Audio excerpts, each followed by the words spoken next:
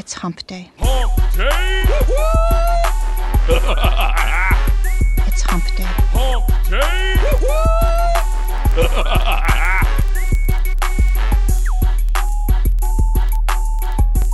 Hello, Bradley.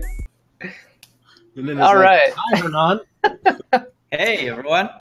Hey, everybody. Welcome to episode 117 of Semantic Mastery Hump Day Hangouts. Today is the 1st of February, and we got almost the whole crew here. Chris is out in the Alps, I believe, doing fun things. Alps. Yes, doing fancy things. So, no, I think he's out snowboarding. He's taking some well-deserved time off, but we're holding down the fort. So let's go around and say hi to everybody. So we'll start. Marco, how's it going? What's up, man? How's what's the weather report? Muted. Warm and sunny. Warm and sunny until May. Sorry for you guys wearing all those sweaters and hats and all that stuff, but it is how it is. You got to pay the price for the life you live. You know, we deal with volcanoes, a few earthquakes, but on the upside, it's always warm and sunny. Fair enough. Fair enough. Hernan, how's it going? Hey, everyone. Hey, it's really, really good to be here. I'm super excited. Still getting used to this platform, but I think it's growing up on me, so it's cool. Looking good. All right. Bradley, how's it going, man? Good. I'm happy to be here. Good deal. All right. Well, we're going to get into it real quick. I wanted to say a couple updates. I wanted to let everybody know that Video Powerhouse is expanding. I know we've mentioned it a couple times. We are going to have a launch later in the month. We've been keeping kind of quiet about it. But it's been growing and it is freaking awesome. So I'm going to leave it at that. I'll drop the link if you're interested in checking it out. There's going to be some cool stuff going on with that. We got many, I'm just going to say many more sites at this point, and there's a lot of cool features coming to it. So if you're interested, by all means, please check it out.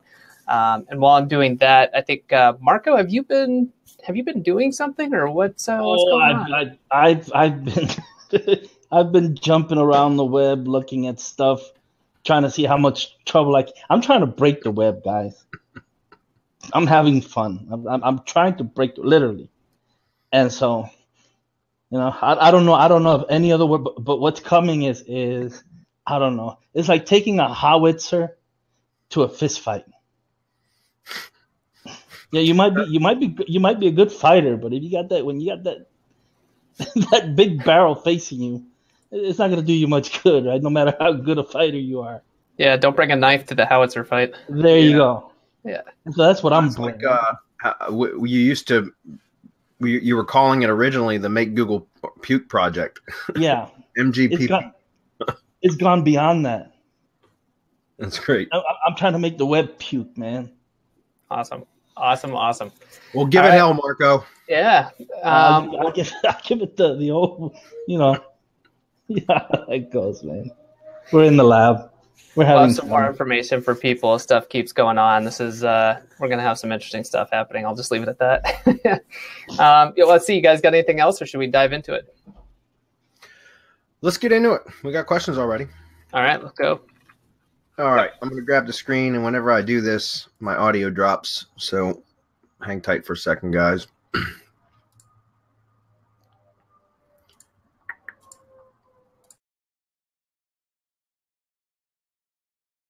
If somebody can confirm that you're seeing my screen now.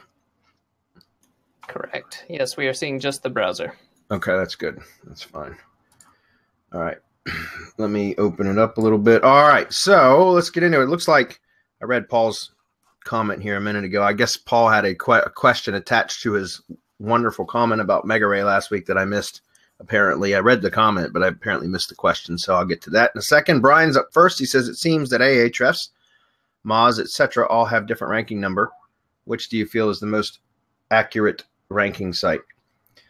As far as, you mean like what? Like, Brian, I'm assuming that you mean like the metrics that they give you as far as, for Moz, it would be, or excuse me, Moz. For Majestic, it would be trust flow and citation flow. Is that what you mean? Ahrefs and Moz have, what are the ones that, it's been so long since I've used either ahrefs or Moz, but they have, is it trust factor or no, rank? What are the metrics for that, Hernan? that they assign to it. Not domain authority. I'm not talking about domain authority and page authority, but they're like trust ratings. Yeah, like they have the most rank. Yeah. Moz rank. Okay, that's one of them. Yeah, the most rank, and then they have a new kind of a spam metric or something like that I've noticed, and I came across it, and it's still highly, I would say, inaccurate, because I've gone through it and I throw completely spam domains, and they came back lower than real money sites.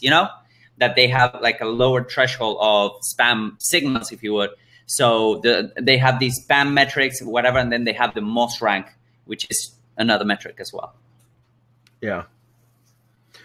Yeah. As far as those, most of the time, Brian, and we've been talking about this for months, if not more than that, that those metrics really, I don't pay attention to those metrics anymore, and I haven't for quite some time, because they're all proprietary. And like Hernan just said, they're wildly inaccurate, in my opinion. I've seen sites with terrible ratings rank really, really well, and then I've seen sites with great ratings rank very poorly. So I just don't trust those metrics anymore. I mean, they're an indication. Like trust flow, for example, and topical trust flow. It's something that we used for quite some time, and prior to using that, we were using Moz's domain authority and page authority for quite some time as a way to identify or measure the strength of domains or links, for that matter, or pages instead of just domains. But a lot of that stuff is not nearly as effective as it used to be, because Google caught on to all of our manipulations that we would do with those. Right? I'm not talking about us. I'm talking about us, like SEOs in general. People would manipulate those numbers in such a way. Like, I remember we used to do, I'm sure you guys have heard domain authority stacking, and that's something that, we did that as well. We would manipulate domain authority and page authority, doing all kinds of evil stuff. And that worked for quite some time, about a year and a half. That worked really, really well. And then it started to stop working, like it started to decline. And then we switched over to trust flow. And then we were manipulating trust flow metrics, and that would work really, really well. And then that started to decline. And then we started focusing more on topical trust flow, which is a measure of relevancy, topical relevancy. And that seemed to work better than any of the other ones. And we still focus on topical relevancy, but we don't use the Majestic metric as a measure of topical relevancy so much anymore. On a large, broad scale, yes. Like if I'm going to be analyzing a list of domains for purchase, then I'll look at topical trust flow as kind of just an idea of what the inbound links are for a particular domain. But then I'll still go in and analyze it individually, each domain individually, and look at the inbound link profile, look at the content, what the content of the site was, all that kind of stuff. And so now I focus more on topical relevancy than I do on any one metric. And that's what we teach at Semantic Mastery, and we have been for many, many months now, is to not focus on so much on domain metrics or any of those proprietary metrics, and focus more on relevancy. And that can be done just with a quick review of the sites that you're trying to get links from, if that makes sense, or domains that you're going to purchase. It's just a matter of looking at them and seeing what was the content about. Does this relate to something that I can use, or how can I make it relate in some way that would be beneficial and pass relevancy, if that makes sense. So as far as, the only backlink analysis tool that I use, and it's the only one I've been using for probably about 2 years now, is Majestic. I stopped using all the others. I know AHS is good, but I just specifically stuck with Majestic when we stopped using domain authority and page authority metrics, and we started focusing more on trust flow and topical trust flow, and I've just stuck with that one ever since. And now that I don't really use any of those metrics in my analysis anymore, it doesn't really matter. I just keep the subscription to Majestic so that when I do have to do a analysis, I have at least one tool available, if that makes sense. You guys want to add to that? Yeah, just something. Yeah. Go ahead, Marco. Go ahead. This was in a blog post that I did in December of 2015, right? The distance graph. Mm-hmm. It was the death of the PB, and then what you needed to do in order for your PBN not to die, which is to find something with high trust, high authority, but not what Majestic and what do you call it, Moz tell you, but real authority, real trust, and relevant to whatever it is that you're doing. If it's not relevant, then it's practically become useless, unless, and we've mentioned this before tons of times, it has that those metrics that are out of this world, right? 60 to 80 domain authority and trust flow. When you're in that area, I mean, if you can get something like that, you have the holy grail of links. Otherwise, you just look for something that maybe has lower metrics, but is relevant to whatever it is that you're doing. And you make sure that it's linked to something that's relevant and that's considered either a seed site or a seed set. I mean, we did a whole webinar on seed sites and seed sets and iframes and everything that you could do to game the system, but I guess nobody was paying attention. Unless you're an RYS Academy and making tons of money. Yep. Right.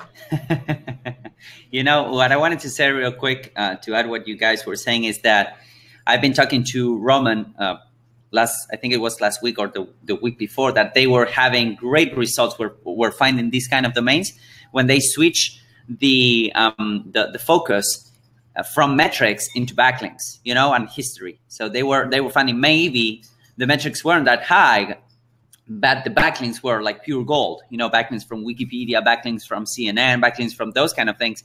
And even if you're using something like blue chip backlinks or whatever, since we have our own, or we have it, or we're developing our own done for you PBN and done for you, you know, scrapes if you want. On SERP space, I think that when we switch something super simple like the approach to scrape from quality of backlinks and quality of history and quality of domains, it goes way further and the competition is lower because, again, everyone else is looking metrics, you know, and metrics are something. What we need to understand are that metrics are third-party tools.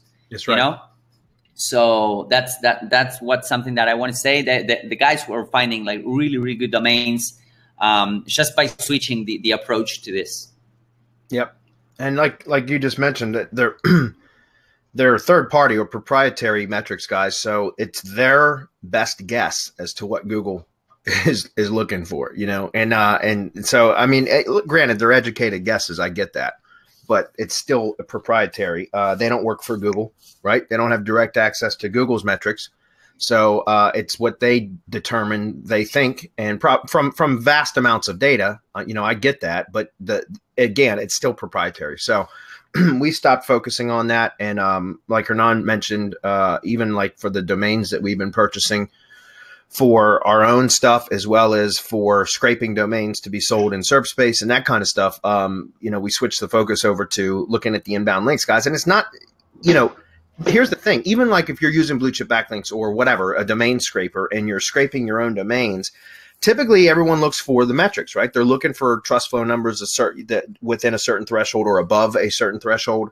and that kind of thing. And that's great. I get that. But you can find domains that have zero trust flow, that have, you know, maybe 5 or 6 inbound links, right? But they're 5 or 6 inbound links from really relevant sources.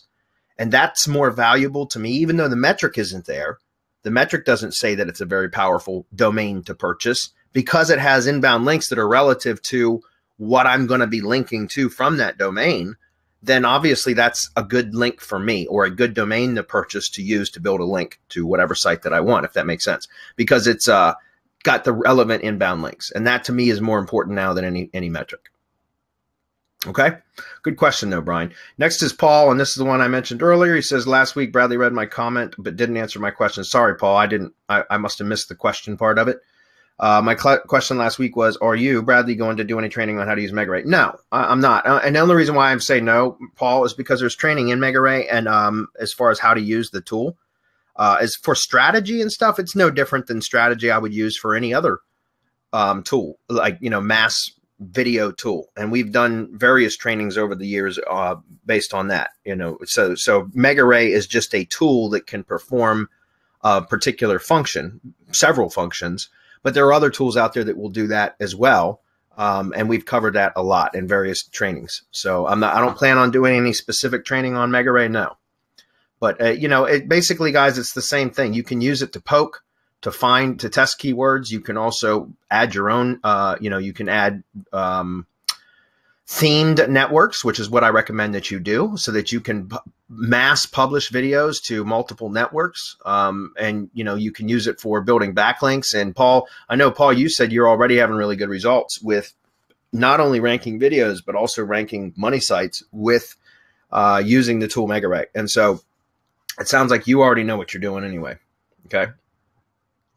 Edward's up. He's got multiple questions here, so let's run through them. Hi, Bradley. How can I copy content off of YouTube Creative Commons? Well, okay. I don't know what the terms of, you know, what the actual like proper terms of use are for that. I can tell you, obviously, if you use Firefox, you can download pretty much any video ever on the web. If you use Firefox, all you got to do is install a Firefox extension. There's many of them that will do that, where you can just download a video. So you could do it that way. I don't know that that's, again, you know, that's proper use of Creative Commons. It's probably not, but you know, that's certainly one way you can do it. The other thing you do is use the YouTube editor. Go to youtube.com/editor. Okay, let's just show this real quick. You guys are seeing my screen, correct? Just make sure. Yep, we are. Yep. So go to youtube.com/editor. And then from here, if you click on the CC for Creative Commons, you can search Creative Commons videos. And then if you find one, like let's just say Man on a Rowboat is something that I wanted, which I don't know why I would, but let's just say that I did, then you just drag it down and drop it into the editor. And then you can do that with multiple Creative Commons. You can splice videos together. You can mix and match. You can cut them. You can edit them. You can use the YouTube editor to do this. Okay, so for example, if I pause this and I zoom in a little bit, you can see it zooms the timeline out. And then I can cut if I want. I can cut pieces out. I can trim the front, trim the end. I can add audio. By clicking on audio, you can change tracks and use Creative Commons tracks or royalty-free tracks, which is, it's interesting because even some of the tracks in here, sometimes though, you'll use them and they'll be fine. And then later on, at some point down the road, you'll end up getting a copyright claim or one of those yellow warning signs or whatever that will put an ad over top of your video and that kind of stuff. It's interesting. That happens from time to time.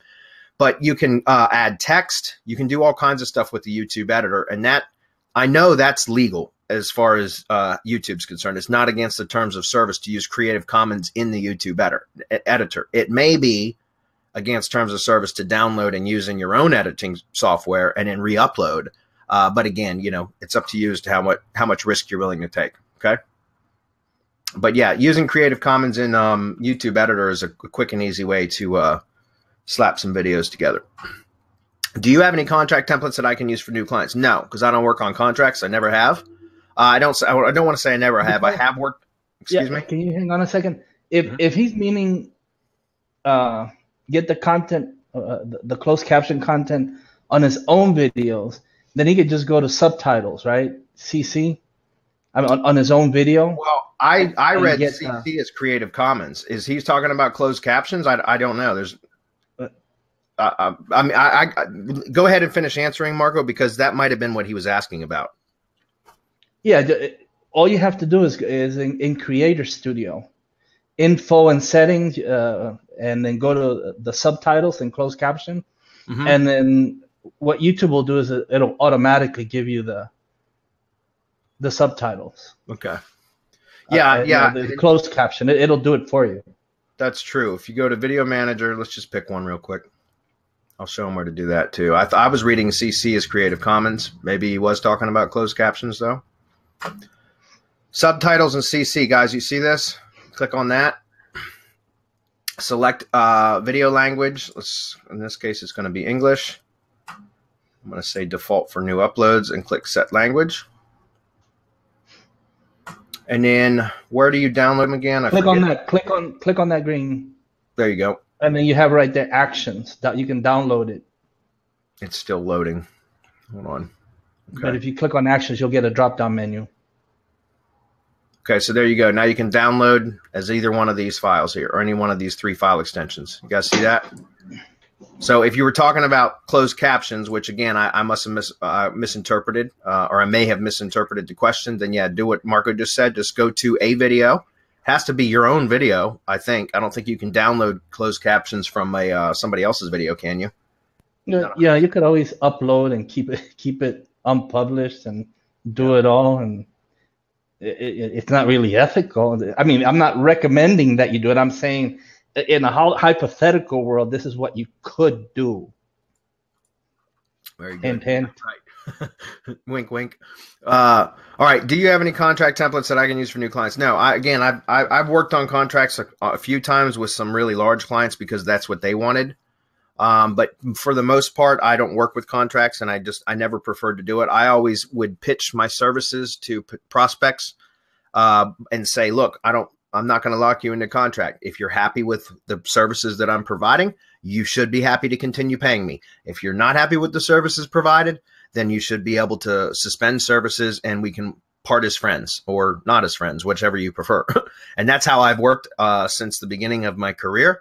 And that's how I prefer to do it. I don't like to work on contracts. The only time I've ever worked on contract is when the client required it. And it was typically if it was a larger a larger type of a larger company, a larger business that I was doing services for that would cost, $1,500, $2,000 plus per month, if that makes sense. But a lot of the smaller clients that I work for or do work for, are typically $1,500 or less per month. And so for that, I just do a month to month. Okay. If a client has no clue how or where his Gmail account used for GMB, how can I get to be a manager? Well, I know in Google My Business, there is a way to request access. I don't have it off the top of my head. I usually have to dig around in Google My Business in order to find that. But essentially what you can do is you can go to a listing and then try. And again, I'd have to do some digging to figure it out. I'm not going to do it on this live webinar, but you have to play around inside of Google My Business, and there should be an option at some point where it says it'll give you the option to request transfer of ownership for the site. And so the only thing that you can do, or excuse me, for the listing, the only thing you can do then is send that request and hope that somebody replies. I can tell you right now, I've had that happen probably about, 8 or 10 times over the course of my career where I've taken on a new client and somebody had set up the GMB locations page for them and they don't know who did it. So nobody had access. And I have tried on all 8 to 10 occasions to request transfer of ownership through that method that I just described. And I've been unsuccessful on 100% of the attempts. I've never had it transferred. Nobody's even ever replied to me. So usually what happens is I will end up going in and contacting, or I used to do it through Google Map Maker. And I haven't done it for quite some time. But if I could not get access to the Google My Business page, I would close it, basically say that listing had been closed, and then wait until it had been approved, and then go back in and start a new one altogether. Okay, and that can create a hell of a mess too. I've had that happen. I've had it happen where I've closed a listing or reported the listings closed, and then gone in once it had been taken out of Maps. It never gets really taken out of Maps. It just gets kind of like archived, really. And so when you go to create a new listing with the same information, it can end up causing some crazy like ghosting troubles. In other words, sometimes the old closed listing will pop up, and it can be quite a nightmare. I've dealt with that too, but that's sometimes the only way that I've been able to get access to it.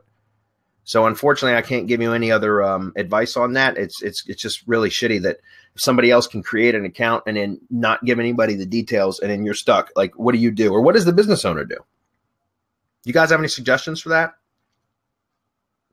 No, I think I tried. Yeah, I tried it like once or twice as well, Bradley, and I didn't have any results as well. So, yep. Same here. I mean, I don't know what to advise because it's impossible to get an answer, and if you can't get an answer, how can you move on? Other than just close the damn listing and start a new one. But again, that can create some new problems on its own. Like I've got a limo service client that we've, when I first took over their SEO, it was 5 years ago now.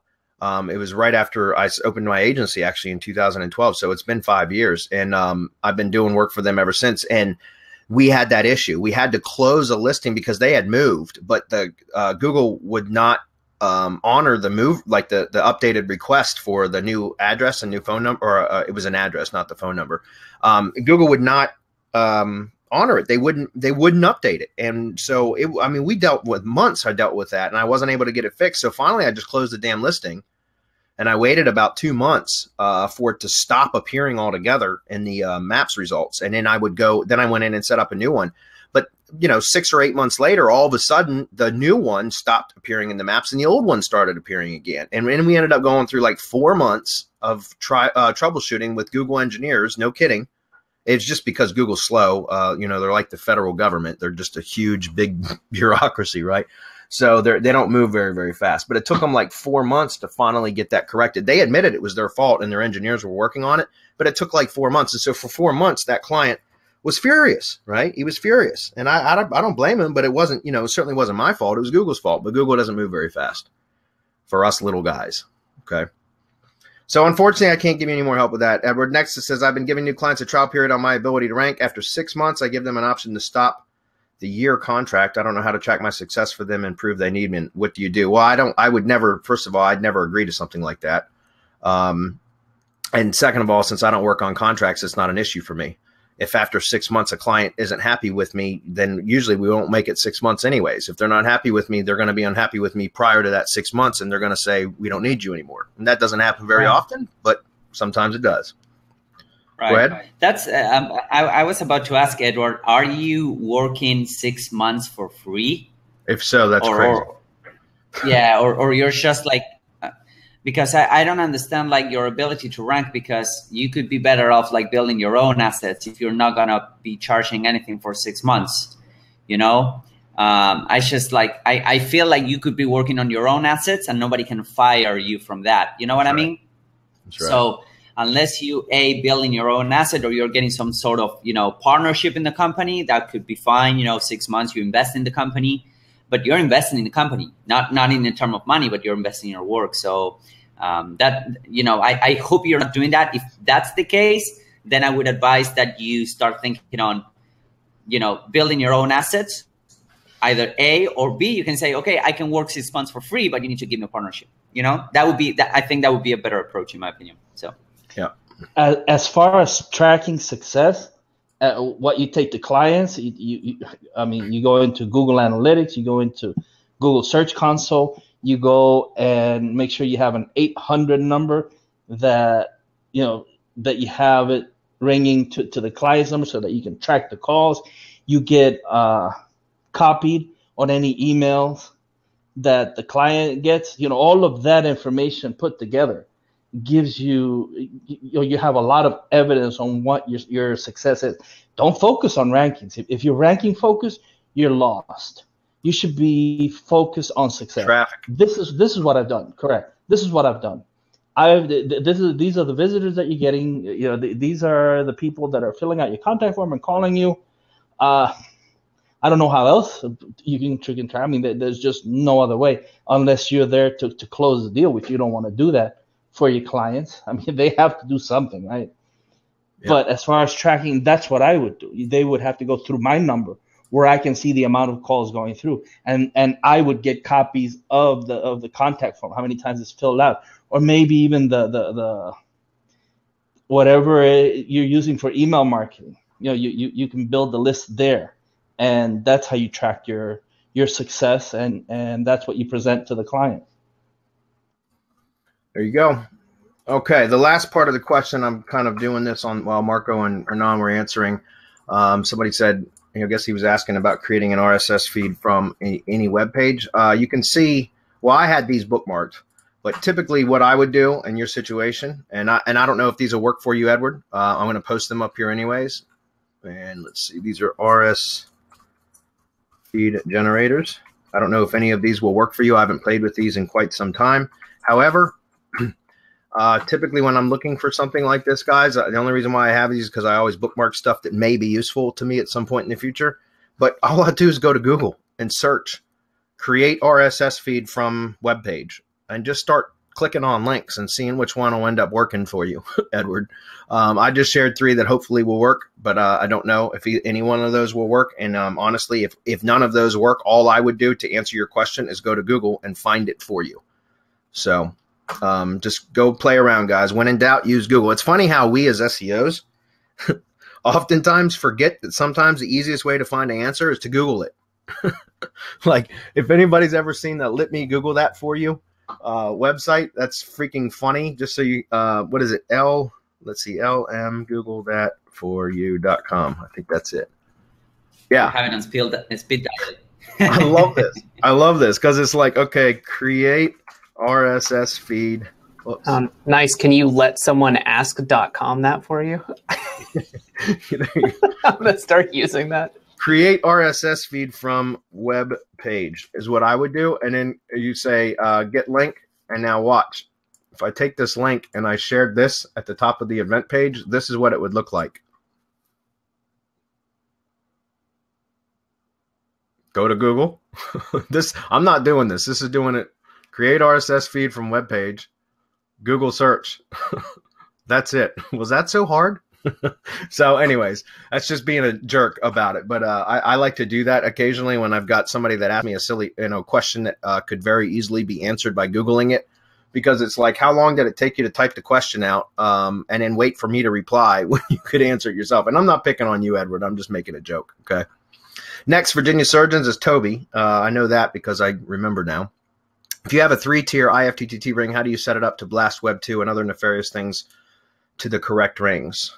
Well, I don't ever use 3 tiers, Toby, just because it's too much work to set up and too much maintenance. In case anything breaks down, there's a lot of, it's a logical chain, right? So it's an if this, then that. And then it's a linear progress. And so if at any point one of those links in that chain breaks down, then everything downstream is going to be offline. It's not going to help you at all. And so because of that, I never do 3-tier rings. But if you're going to use 3-tier rings, that's fine. It's no different than using 2-tier rings in that you just take all of your profile URLs from each ring or each network, IFTTT network, and just blast the shit out of them with links, preferably with contextual links to the IFTTT networks. Even at tier 3, I don't recommend like just pure spam at the network properties. I would still try to keep the first tier links clean, somewhat clean, make them contextual type links. And then you could throw kitchen sink spam behind that. However, I can tell, I don't know if I should say this, but Marco's, we're not revealing anything. Marco's in the lab right now testing a bunch of shit. And he just told us today that he's noticing Google seeing even out the tier 4 now on backlinks. Is that correct, Marco? Yeah, we've noticed that they're going out quite a bit, but it might have to do with the iframe. Okay. It might have to do that they're reaching out because it's being seen as a link, but all the others aren't. If that the initial link in what we call the slipstream is being revealed, but not the in-betweens. The in-betweens are iframes. That's interesting. That iframe stack it's really interesting. But I also think, and again, this is from all the testing that we're doing and that we've done before. Iframe stack. I think the iframe stacks protect the destination anyway in the slipstream. So even if you stack the iframes one after the other, and you hit it with a link, which we're using high trust and authority, not in the way the Majestic and Martha, fuck them all, in the way that we're using it. We're teaching you what's right, guys. We're teaching you what works. We're going to show you what works come August. But that's what's happening inside that stream, and the iframe actually protects the destination, and it kind of cleans whatever is going into it. So we're laundering link juice again. Yeah. Yep. I don't know if I gave away too much. Laundering links. So again, Toby, just I'm assuming you've got I don't know whether you've got your own link building tools or if you're just going to hire that out. One thing that you could do is you could hire a link building package from SerpSpace, order a link building package from SerpSpace, and then just kind of analyze it once you get it delivered And if you've got your own tools, then you could always mimic that. But that's what I would recommend is, you know, kind of look at your reports that you get after a link building package from ServSpace and kind of mimic that. I am not the spam expert because I hired somebody many years ago to run all the spam tools for me. I know Hernan's a spam expert, and well, he's a spam tool expert. Although I don't think you use it near as much as you used to now, Hernan, do you? Well, yeah, that would be a correct statement. I do mingle with spammers, and I do have my own, you know, my server. But yeah, at some point I needed to. I would say I was running several dedicated servers at one point, but you know, as usual, you need to keep doing what the company needs you to do. You know, so at some point it was that, and then we decided to bring up our resident spammers. So basically now we're just strategizing with Marco and Dedia, you know, our guy that's running all the GSA while I'm running PPC. But yeah, I definitely love that. And, you know, I'm into projects that require some spam at some point. So yeah, definitely. Yep. Okay, Tom's up. Tom says, absolutely love Hump Day Hangouts and haven't missed an episode since I started watching. That deserves a +1. For some reason, probably overthinking, I'm having trouble wrapping my brain around a concept. I'm starting a 2-author blog, both pen names, and I'm trying to figure out the best way to structure IFTTT networks.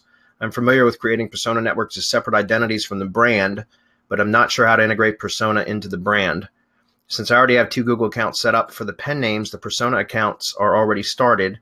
So my thinking is to use one account to create a branded network in the corresponding persona network, and then use the other Google account to set up the second persona network.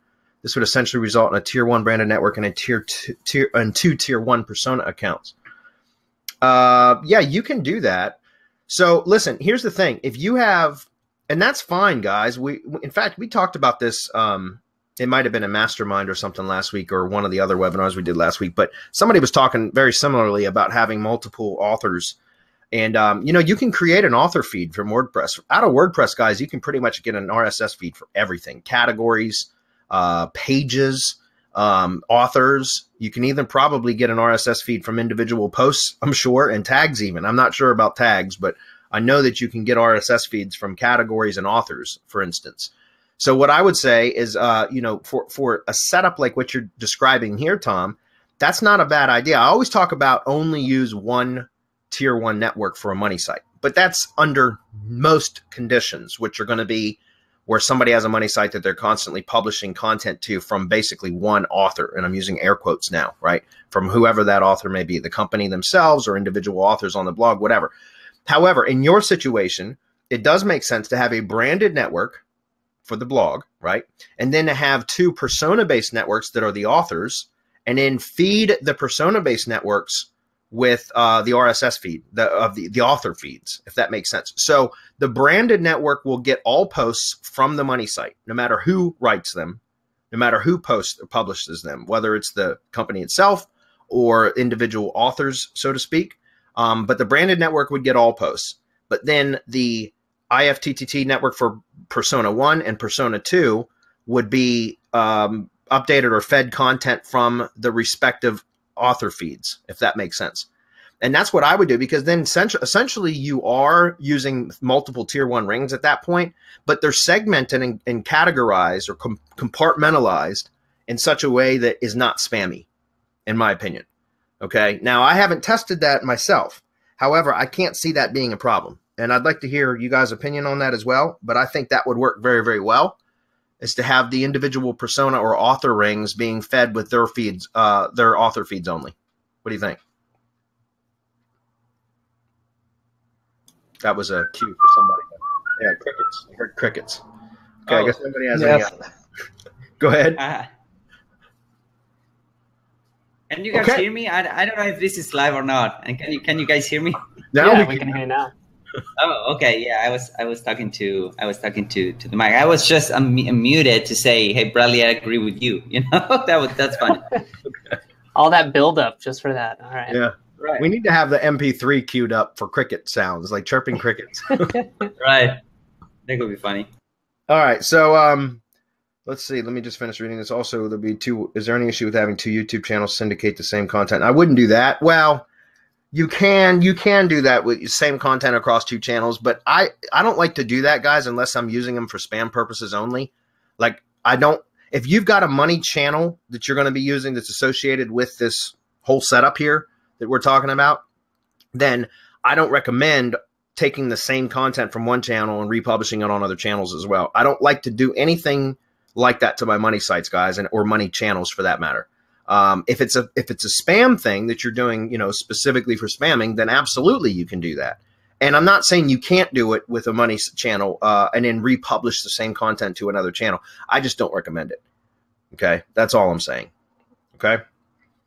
Would it be better to keep one persona as a separate identity from the brand, i.e. not linked to the money site? No, again, I think, honestly, I haven't tested this, Tom. I can't give you 100% definitive answers, but I can tell you that it makes sense to have those individual author rings and have all of them linked back to the same source, because it's all from the same, like they're authors for that blog. So it's natural looking. It's logical. Guys, just think about it. You know, think about what looks natural and what do like some big sites do, for example. And big sites that have lots of authors. Well, the authors have their own feeds, and they probably syndicate their own content to their own social media networks, right? So that's all you're doing.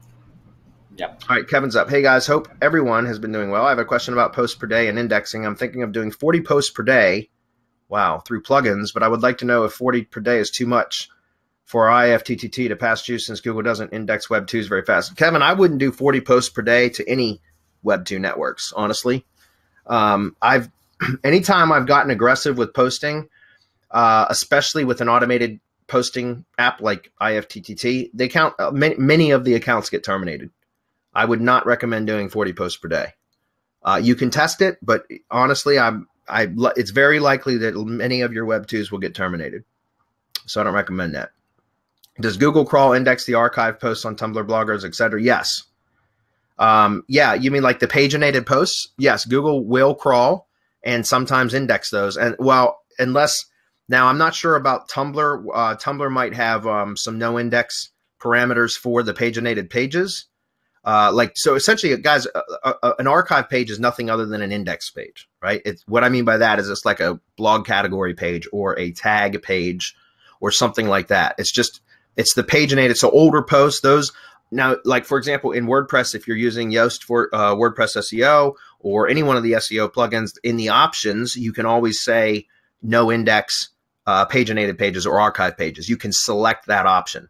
But if you leave that option unselected, in other words, if you allow them to be indexed, then you'll notice if you do a site colon operator on your sites that paginated pages or archived pages will index. Okay. So unless Tumblr has a no index parameter in the header for archive pages, I'm assuming that they do index. Okay. Let's see. Also using the advanced RSS directory submission training in IFTTT, would the directories be able to handle my 40? Yes, the directories can handle 40 posts per day. Any RSS aggregators and directories can handle as much as you throw at it. It's the Web 2s that won't. Okay. Will Google be able to crawl and index all my posts that are on the directories? Again, Google won't index posts from directories, Gavin. Google can crawl links that are posted on directories, but they're not, and they may index the directory pages. Typically they don't, but they will crawl the links. So just remember, your post that you really only care about being indexed from your money site and then some of your Web 2s, and even then they don't have to be indexed for them to still be. All right. Lastly, if 40 per day is too much, what would be a maximum you suggest per day to pass juice and get indexed regularly? Again, the whole indexing issue, I wouldn't worry about that, Kevin. Honestly, don't stop worrying about getting your Web 2 post indexed. Don't worry about that. Okay? As long as your money site post is indexed, that's all you should really worry about. Use the IFTTT networks to syndicate. Google will see the links. They may not submit them in an index, or they might put them in the supplemental index, but it doesn't matter because they still count those links. And Hernan has done testing in the past with no index PBNs that have still passed juice. Yep.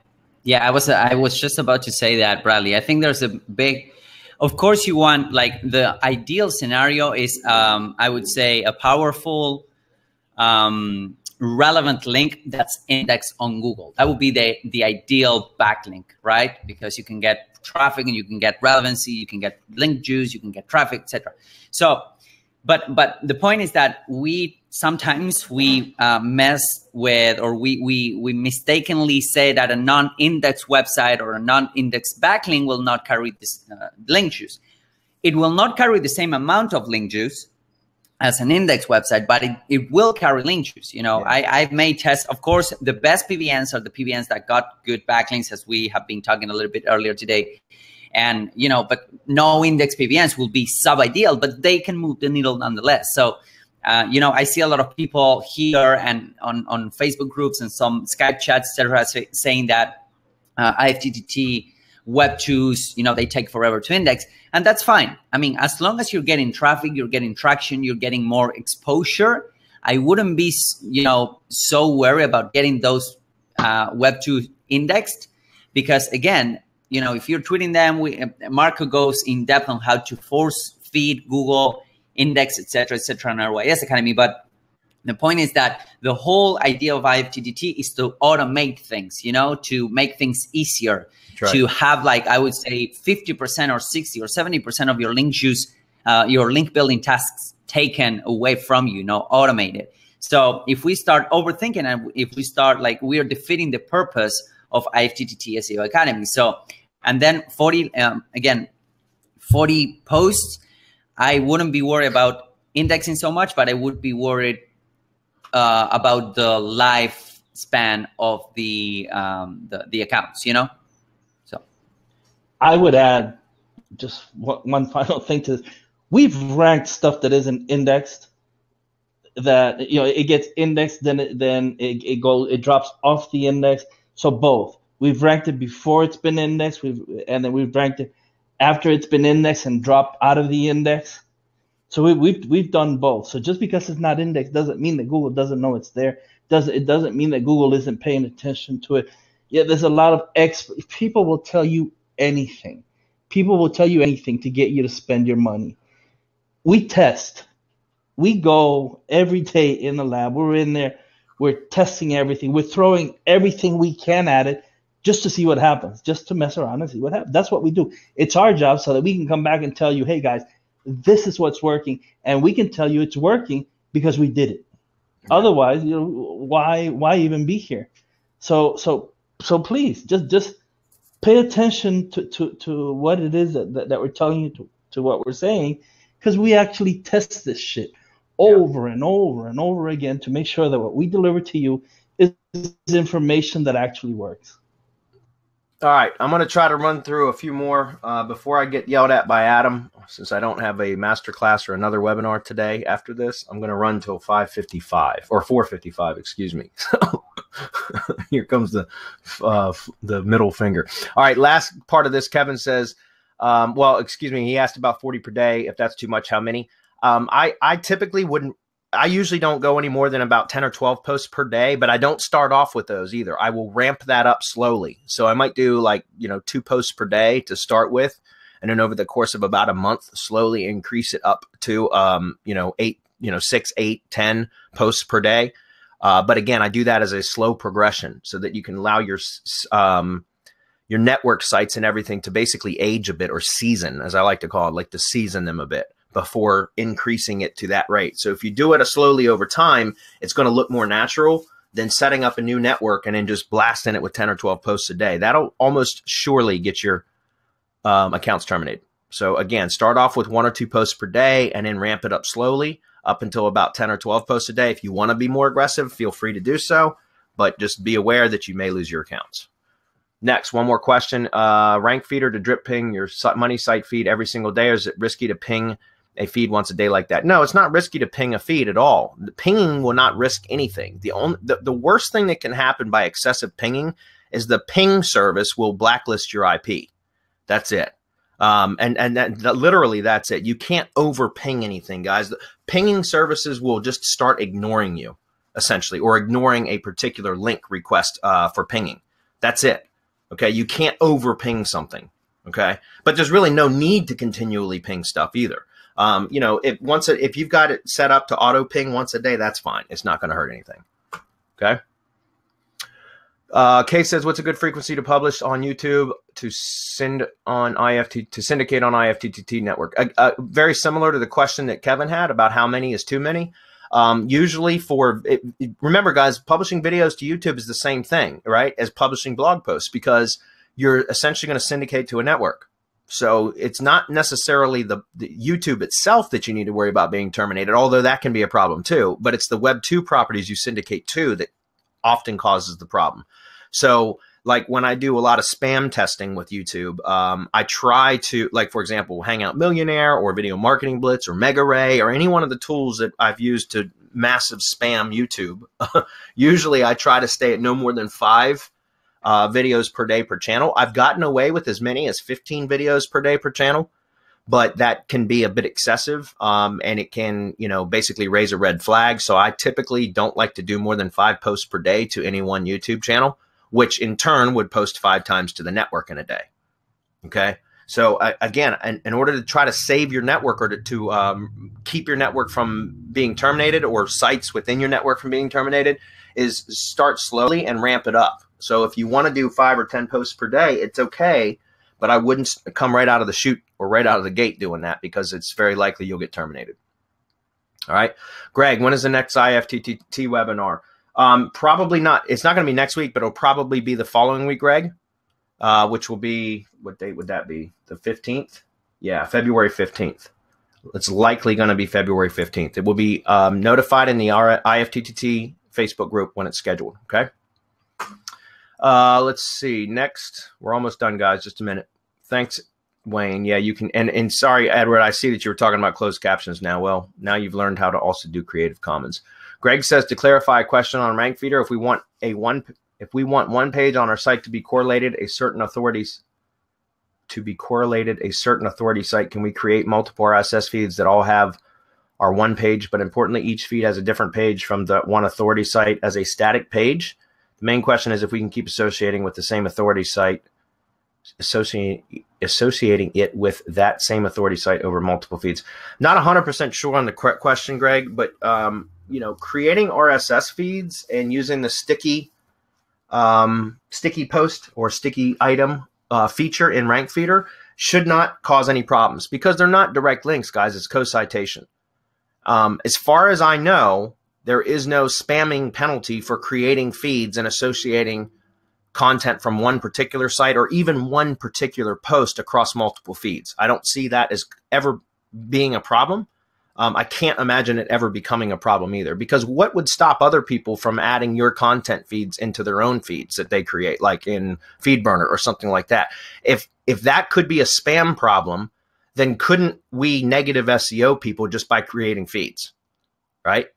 So that's why I'm saying it shouldn't be an issue, Greg. All right. Edward, by the way, just so you know, Hernan, he wasn't doing it for free. It looks like he was charging 700 and going to 1100. Okay. Yeah. Okay. Now I can breathe. Much better. Yeah. Yeah, much better. Edward says, should I start off with just one tier 1 that I buy from you for clients? I go to SerpSpace. Yeah, go to SerpSpace. Check it out. I mean, any tier 1 networks, guys, we build links to all tier 1 networks. It's just the way it is, because it makes them so much more powerful. So like once the network's been built and once we've primed the network with a few posts, then it gets sent over to our link building manager, and he just builds the same exact package that you can purchase from SerpSpace. Okay. So I recommend every network that you do it yourself. If you've got your own tools, that's fine. Or you can buy them from us, which makes it hands-free, and it's simple to do, and it's effective.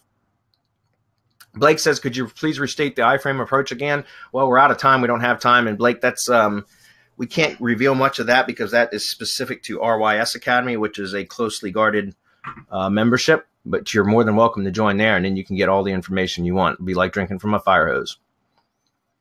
Okay, well, we are just about, have I heard of Pindrill? No, I'm not sure what Pindrill is. It's probably a Pinterest software, I'm assuming. But I don't do anything with Pinterest. So there's Paul confirming that something that's not indexed will rank. Yep. Woo! We're not indexed, but they're ranking. Yep. All right, guys. Well, like I said, as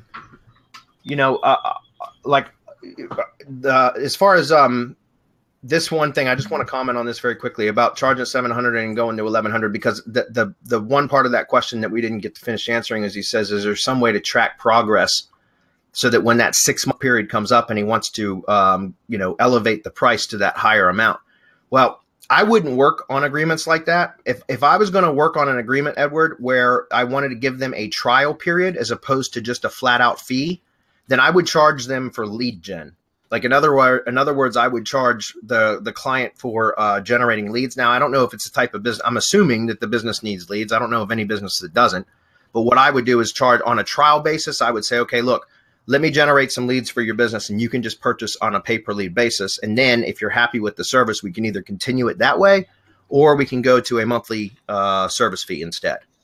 And that's the way I would do it, because that, again, like you said, when the 6-month time comes up. Now, if you're using good reporting software, or if you've got where you're monitoring, maybe inbound links that have been built, content, ranking position, traffic, make sure you have analytics installed so that you can show traffic, that kind of stuff, then you could actually show them hard data and say, this is what I've been able to do in 6 months. These should be able to show progression throughout the time that you were working on it, provided you're tracking all that stuff, which you should be if you're providing client services.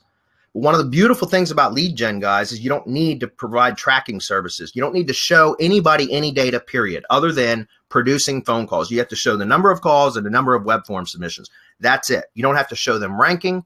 You don't have to show them reports of anything other than number of phone calls generated and number of web forms submitted.